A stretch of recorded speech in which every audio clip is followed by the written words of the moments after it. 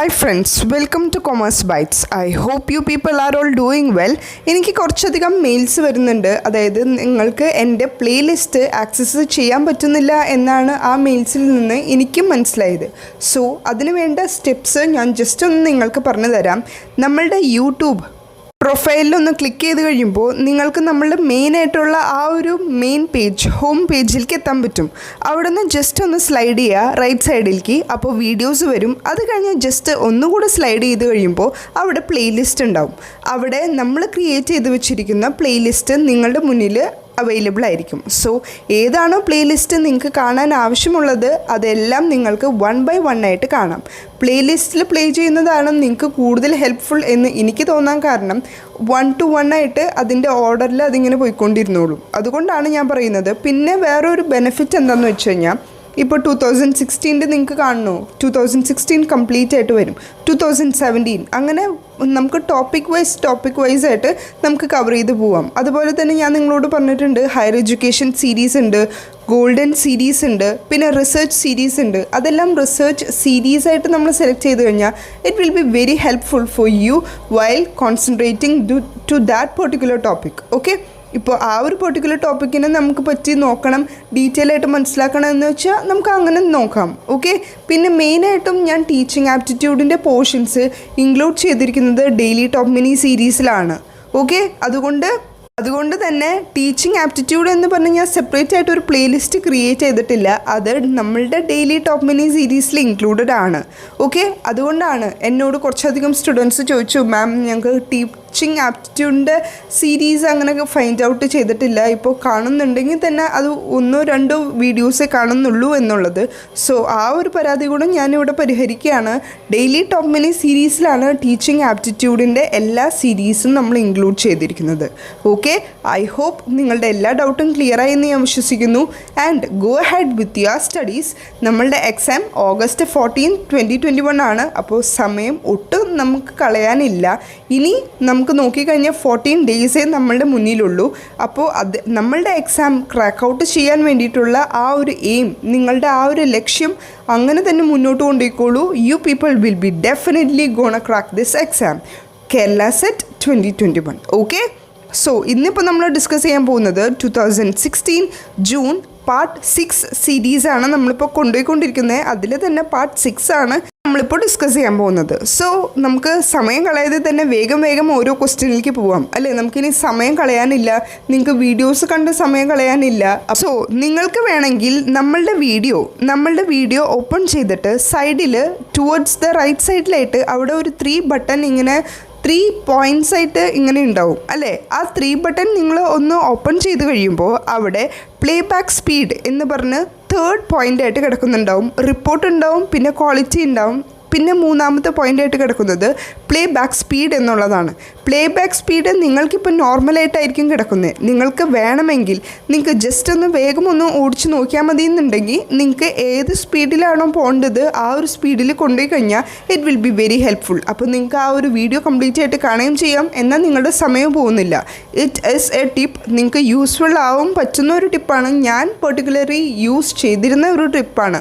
അതുകൊണ്ടാണ് ഞാൻ എൻ്റെ സ്റ്റുഡൻസിന് ഈ ഒരു ടിപ്പ് ഷെയർ ചെയ്യുന്നത്. Okay, so first question critical പെഡഗോഗീനെ പറ്റിയിട്ടാണ്. പെഡഗോഗി ഞാൻ പല പ്രാവശ്യം നിങ്ങൾക്ക് ക്ലാസ് എടുത്ത് തന്നിട്ടുണ്ട്. ടൈപ്സ് ഓഫ് പെഡഗോഗീനെയൊക്കെ പറ്റി നമ്മൾ ക്ലാസ് എടുത്തിട്ടുണ്ട്. അത് I think daily top mini സീരീസിൽ ഇൻക്ലൂഡ് ചെയ്തിട്ടുണ്ട്. So without much time let's move to our session. Critical pedagogy firmly believes that. Critical pedagogy believe ചെയ്യുന്നത് എന്താണ്? Learner need not reason independently. Option B, what children learn out of the school is irrelevant. And option C, teachers should always critical in class. And option D, experiences and perception of learner are important. So എനിക്കറിയാം നിങ്ങൾക്കെല്ലാവർക്കും എന്താണ് pedagogy എന്നുള്ള ഒരു term എന്താണ് എന്നറിയാം എന്ന് ഞാൻ വിശ്വസിക്കുന്നു. കാരണം ഞാനിത് പല പ്രാവശ്യം നിങ്ങൾക്ക് ക്ലാസ് എടുത്ത് തന്നിട്ടുണ്ട്. ഈവൻ തോ ഞാൻ ജസ്റ്റ് ഒന്ന് വേഗം ഒന്ന് പറഞ്ഞു പോകാം.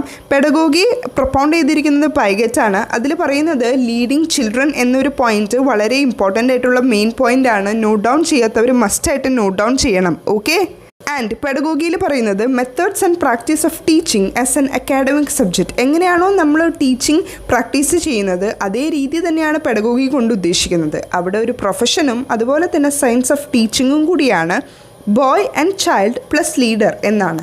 അതായത് ഒരു child plus A leader in the sense teacher എന്നാണ് അവർ ഉദ്ദേശിക്കുന്നത്. ഓക്കെ, സോ അതാണ് പെഡഗോഗി. അപ്പോൾ ക്രിട്ടിക്കൽ പെഡഗോഗി എന്താണ്? കുട്ടികൾ തന്നെ എന്നുള്ള ഒരു മീനിങ് ആണ് ക്രിട്ടിക്കൽ പെഡഗോഗി കൊണ്ട് ഉദ്ദേശിക്കുന്നത്. ഇതിൻ്റെ പ്രൊപ്പൗണ്ട് ചെയ്തത് പൗലോ ഫെറയാണ് ഇൻ ദ ഇയർ 1968. സോ ഇതിൽ നിന്ന് നമുക്ക് എന്താണ് മനസ്സിലാവുന്നത്? Critical pedagogy firmly believes that experiences and perception of learner are important. കുട്ടികളുടെ എക്സ്പീരിയൻസസും അതുപോലെ തന്നെ പെർസെപ്ഷനാണ് കൂടുതൽ ഇമ്പോർട്ടൻസ് കൊടുക്കുന്നത്. ഓപ്ഷൻ എ ബി സിയിൽ പറഞ്ഞിരിക്കുന്ന പോയിന്റ്സ് ഒന്നും ക്രിട്ടിക്കൽ പെഡഗോഗി ബിലീവ് ചെയ്യുന്ന ഒരു കാര്യമല്ല. Critical pedagogy firmly believes that experiences and perception of the learner are important. So I think you people get that point. Critical pedagogy എന്നുള്ള കുറച്ച് points നിങ്ങൾ Google ചെയ്ത് നോക്കുന്നത് നല്ലതാണ്. അല്ലെങ്കിൽ നിങ്ങൾക്ക് ഡെയിലി ടോപ്പ് മിനി സീരീസിൽ നോക്കിക്കഴിഞ്ഞാൽ ക്രിട്ടിക്കൽ പെഡഗോഗി അതുപോലെ തന്നെ അത് റിലേറ്റ് ചെയ്ത് വരുന്ന കുറച്ച് andragogy, pedagogy and techno pedagogy, constructive പെഡഗോഗീനെ പറ്റി ഞാൻ ഓൾറെഡി ക്ലാസ് എടുത്തിട്ടുണ്ട്. So if you have time and you are interested, then go check that videos. Okay? So now let's move to the second question. Reflective learner is one who. Options are: option A, takes time to answer; option B, answer immediately; option C, seeks attention; and option D is impulsive. So ഈ 4 option കണ്ടിട്ട് നിങ്ങൾക്ക് reflective learner എന്ന് പറയുന്നത് ആരാണ് എന്നാണെന്ന് നിങ്ങൾക്ക് തോന്നുന്നത്? ഇവിടെ നമുക്ക് 4 ഓപ്ഷൻ തന്നിട്ടുണ്ടായിരുന്നു അല്ലേ? ഫസ്റ്റ് ഓപ്ഷൻ പറഞ്ഞിരിക്കുന്നത് ടേക്സ് ടൈം ടു ആൻസർ. ഒരു റിഫ്ലക്റ്റീവ് ലേണർ എപ്പോഴും കുറച്ച് സമയമെടുത്ത് ഒരു ക്വസ്റ്റ്യൻ ഒരു മാഡം ചോദിച്ചു കഴിഞ്ഞാൽ ഒന്ന് ആലോചിച്ച് ഒന്ന് മനസ്സിൽ ആ ഒരു ആൻസറിന് ഒന്ന് പാകപ്പെടുത്തിയതിന് ശേഷമാണ് ആ ആൻസർ ആ കുട്ടി ആ ഒരു പെർട്ടിക്കുലർ റിഫ്ലക്റ്റീവ് ലേണർ പ്രൊഡ്യൂസ് ചെയ്യുള്ളൂ. അല്ലാതെ എടുത്തു ചാടി ഒരു ആൻസർ പറയുന്ന ടൈപ്പോ അല്ലെങ്കിൽ കുറച്ചൊരു അറ്റൻഷൻ സീക്കേഴ്സും ഇമ്പൾസീവും അല്ല. ഇമ്പൾസീവ് നമ്മളുടെ ആൻസർ ഇമ്മീഡിയറ്റ്ലി എന്നുള്ള ഒരു കാറ്റഗറിയിൽ പെടുന്ന കുട്ടികൾ തന്നെയാണ്. ആക്ട് വിത്തൗട്ട് തിങ്കിങ്, എന്താണെന്നൊന്നും ആലോചിക്കാതെ പെട്ടെന്ന് തന്നെ അതിൻ്റെ ആൻസർ വിളിച്ചു പറയുന്ന ഒരു ടൈപ്പ് ഓഫ് ലേണേഴ്സാണ് അങ്ങനെ ഒരു കാറ്റഗറിയിൽ പെടുന്നത്. ഓക്കെ, പെട്ടെന്ന് തന്നെ ആൻസേഴ്സ് പറയുക, ഇല്ലെങ്കിൽ ഒന്നുപോലും ചിന്തിക്കാതെ തന്നെ ആൻസർ പറയാം. Think before you do what ever you do. Okay, എന്ത് ചെയ്യുന്നതിന് മുന്നും നിങ്ങൾ ഒരു 1 or 2 ടൈം ഒന്ന് ആലോചിക്കുന്നത് വളരെയധികം നല്ലതായിരിക്കും. സോ റിഫ്ലക്റ്റീവ് ലേണർ കൊണ്ട് ഉദ്ദേശിക്കുന്നത് അത് തന്നെയാണ്. Reflective learner as one who takes time to answer. ഇപ്പോൾ ഞാൻ പറഞ്ഞു തന്നില്ലേ ആ ഒരു പോയിന്റ് നിങ്ങൾ നിങ്ങളുടെ നോട്ട്സിൽ നോട്ട് ഡൗൺ ചെയ്തു വെക്കുന്നത് നല്ലതാണ്. ഇപ്പോൾ നിങ്ങൾക്ക് ജസ്റ്റ് വേണമെങ്കിൽ reflective learner is person who takes time to answer. And അതോടൊപ്പം തന്നെ ഒരു കാര്യം കൂടെ നോട്ട് ചെയ്ത് വയ്ക്കാം. He will not be a person who answer immediately. Impulsive എന്നുള്ളൊരു വാക്ക് ചിലപ്പോൾ എൻ്റെ സ്റ്റുഡൻസിൽ കുറച്ച് പേരെങ്കിലും ആദ്യമായിട്ടായിരിക്കും കേൾക്കുന്നത്. ചിലപ്പോൾ നിങ്ങൾ കേട്ടിട്ടുണ്ടാവും, പക്ഷെ നിങ്ങൾക്ക് അതിൻ്റെ മീനിങ് അറിയുന്നുണ്ടാവില്ല. സോ ഇമ്പൾസീവിൻ്റെ അടുത്ത് തന്നെ ഒരു ബ്രാക്കറ്റിൽ എഴുതിയിട്ടുള്ളൂ ആക്ട് വിത്തൗട്ട് തിങ്കിങ്. ഒന്നും ആലോചിക്കാതെ തന്നെ ആക്ട് ചെയ്യുന്നു എന്നുള്ള ഒരു രീതി ആ ഒരു ടേം കൊണ്ട് ഉദ്ദേശിക്കുന്നത് അങ്ങനെയാണ്. ഓക്കെ, സോ അതുകൂടെ ഒന്ന് നോട്ട് ചെയ്യുന്നത് നല്ലതാണ്. സോ നമുക്ക് കൺക്ലൂഡ് ചെയ്യാം. റിഫ്ലക്റ്റീവ് ലേണർ എന്ന് ഉദ്ദേശിക്കുന്നത് it takes time to answer. Okay, ഇനി moving to the next question. Underlying values in a person who is empirical, critical and rational is necessarily an intellectualist, frequently a scientist or philosopher is. So ഇവിടെ പറഞ്ഞിരിക്കുന്നത് underlying values in a person, ഒരു പേഴ്സണിൻ്റെ ഉള്ളിൽ കുറച്ച് underlying ആയിട്ടുള്ള values ഉണ്ടാവും അല്ലേ? Who is empirical, critical and rational, necessarily an intellectualist, frequently an scientist or philosopher. ഒരു scientist ആവാം, ഒരു ഫിലോസഫർ ആവാം. സോ അവരുടെയൊക്കെ ആ ഒരു വാല്യൂസ്, അവരുടെയൊക്കെ ആ ഒരു മെയിൻ ബേസ് എന്താണെന്നാണ് ചോദിച്ചിരിക്കുന്നത്. So options are: option A religious, option B theoretical, option C social and option D aesthetic. So according to this question, this particular question, answer will be option C, that is social. കാരണം religious എന്ന് പറയുമ്പോൾ ഭക്തി മാത്രമായിട്ട് മാറും, theoretical എന്ന് പറയുമ്പോൾ നോളജിലേക്ക് മാത്രമാകും. പക്ഷേ സോഷ്യലാണ് ഇവിടെ നമ്മളോട് ചോദിച്ചിരിക്കുന്ന പെർട്ടിക്കുലർ ആൻസർ. സോഷ്യൽ എന്ന് പറയുമ്പോൾ നമ്മളെല്ലാവരായിട്ട് മിങ്കിൾ ചെയ്ത് ഇൻട്രാക്ട് ചെയ്യുന്ന ആ ഒരു സോഷ്യൽ ബീയിങ്ങിനെയാണ് ഇവിടെ ഉദ്ദേശിക്കുന്നത്. And the particular answer will be social. ഞാൻ പറഞ്ഞു അല്ലേ? ആൻഡ് ഓപ്ഷൻ ഡി എസ്തെറ്റിക് എന്ന ടേം എൻ്റെ സ്റ്റുഡൻസിന് ക്ലിയർ ആയിട്ട് അറിയാമെന്ന് ഞാൻ വിശ്വസിക്കുന്നു. എസ്തെറ്റിക് എന്ന് പറയുന്നത് ഒരു ബ്യൂട്ടിയാണ്. എസ്തെറ്റിക് സെൻസ് എന്ന് പറയുന്നത് ഒരു ബ്യൂട്ടി, ഒരു ആർട്ടിസ്റ്റിക് ആയിട്ടുള്ള ഒരു കഴിവിനെയാണ് എസ്തെറ്റിക് എന്ന് പറയുന്നത്.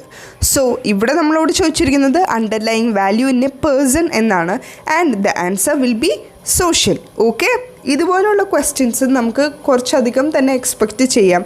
കാരണം കേരള സെറ്റ് എക്സാമിനേഴ്സിൻ്റെ ഫേവറേറ്റ് ആയിട്ടുള്ള കുറച്ച് ഏരിയാസ് ഉണ്ട്. അതിലൊന്നാണ് ഈ type of questions. Okay, so beware for these type of questions and be ready to face any type of questions which arise from our Kerala set 2021. Okay, so moving to the next question.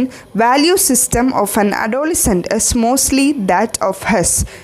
ഞാൻ എപ്പോഴും പറയുന്ന ഒരു പോർഷനാണ് Kerala set എക്സാമിനേഴ്സിൻ്റെ favourite ആയിട്ടൊരു പോർഷനാണ് value education based ആയിട്ടുള്ള questions നമുക്കിപ്പോൾ റെഗുലറായിട്ട് നമ്മളിപ്പോൾ കാണുന്നുണ്ട്. അതുകൊണ്ട് തന്നെ ഞാൻ പറയുന്നുണ്ട്, വാല്യൂ എഡ്യൂക്കേഷൻ ബേസ് ചെയ്ത ക്വസ്റ്റ്യൻ നിങ്ങൾക്ക് ഇപ്രാവശ്യത്തെ ക്വസ്റ്റ്യൻ പേപ്പറിൽ ഷുവറായിട്ടും നിങ്ങൾക്ക് എക്സ്പെക്റ്റ് ചെയ്യാമെന്നുള്ളത്. സോ ഇവിടെ പറഞ്ഞിരിക്കുന്നത് ഒരു അഡോളസെൻ്റ് കാറ്റഗറിയിൽ പെട്ട ഒരു കുട്ടിയുടെ വാല്യൂ സിസ്റ്റം ആരിൽ നിന്നാണ് കൂടുതൽ കിട്ടുന്നത് എന്നാണ്.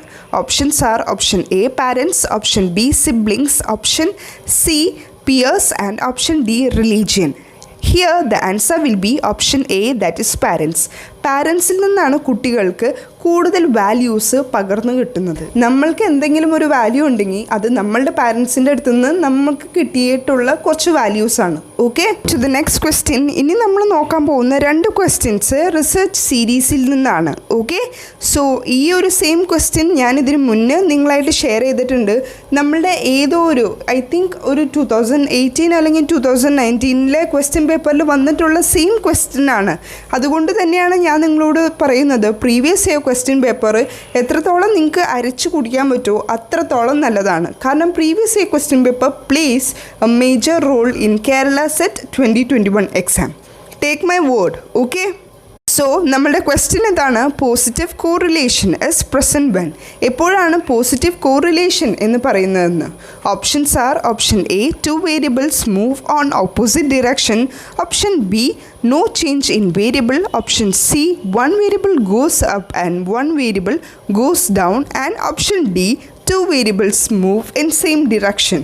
ഇവിടെ നിങ്ങൾ നോക്കിക്കഴിഞ്ഞാൽ ഒറ്റ നോട്ടത്തിൽ നിങ്ങൾക്ക് നോക്കിക്കഴിഞ്ഞാൽ അറിയാം ഓപ്ഷൻ എയും ഓപ്ഷൻ സിയും ഏകദേശം സിമിലർ ആയിട്ടുള്ളത് തന്നെയാണ്. കാരണം 2 variables move on opposite direction എന്നാണ് പറഞ്ഞിരിക്കുന്നത്.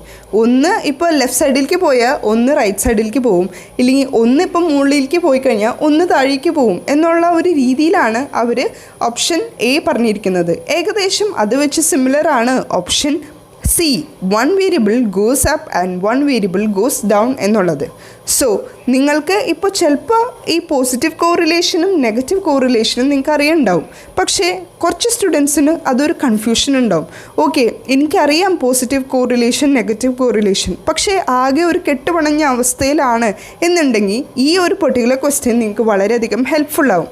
കാരണം എന്താണെന്ന് വെച്ച് കഴിഞ്ഞാൽ നിങ്ങൾക്ക് ഇവിടെ ഗ്രൂപ്പിംഗ് ടെക്നിക്ക് യൂസ് ചെയ്യാം അല്ലേ. ഓപ്ഷൻ എയും ഓപ്ഷൻ സിയും സെയിം ആയിട്ടുള്ള ആൻസേഴ്സ് ആണെന്ന് നിങ്ങൾക്ക് ഐഡൻറ്റിഫൈ ചെയ്യാനുള്ള ഒരു കോമൺ സെൻസ് നിങ്ങൾക്ക് എല്ലാവർക്കും ഉണ്ട്, റൈറ്റ്? എന്നെ ഫോളോ ചെയ്യുന്ന എൻ്റെ സ്റ്റുഡൻസിന് ആ ഒരു സെൻസ് ഉണ്ട് എന്നാണ് എൻ്റെ ഒരു വിശ്വാസം. സോ നിങ്ങൾക്ക് മനസ്സിലാവും ഓപ്ഷൻ എയും സിയും സിമിലർ ആണ്, സെയിം ആണ് എന്നുള്ളത്. അങ്ങനെ മനസ്സിലായി കഴിഞ്ഞാൽ കാര്യങ്ങൾ വളരെയധികം ഈസിയാവും. കാരണം പിന്നീട് സെപ്പറേറ്റ് ചെയ്ത് നിൽക്കുന്ന അല്ലെങ്കിൽ ഇവരായിട്ട് ഡിസ്റ്റിങ്ക്റ്റ് ആയിട്ട് നിൽക്കുന്ന ഓപ്ഷനാണ് option D, that is 2 variable move in same direction. 2 variables ഒരേ ഡയറക്ഷനിൽ മൂവ് ചെയ്ത് കഴിഞ്ഞാൽ അതിനെ നമ്മൾക്ക് പോസിറ്റീവ് കോറിലേഷൻ എന്ന് പറയാം. അപ്പോൾ 2 variables move in opposite direction അല്ലെങ്കിൽ 1 വേരിയബിൾ മൂവ്സ് അപ്പ് അല്ലെങ്കിൽ 1 വേരിയബിൾ മൂവ്സ് ഡൗൺ എന്ന് പറയുന്നത് എന്താ?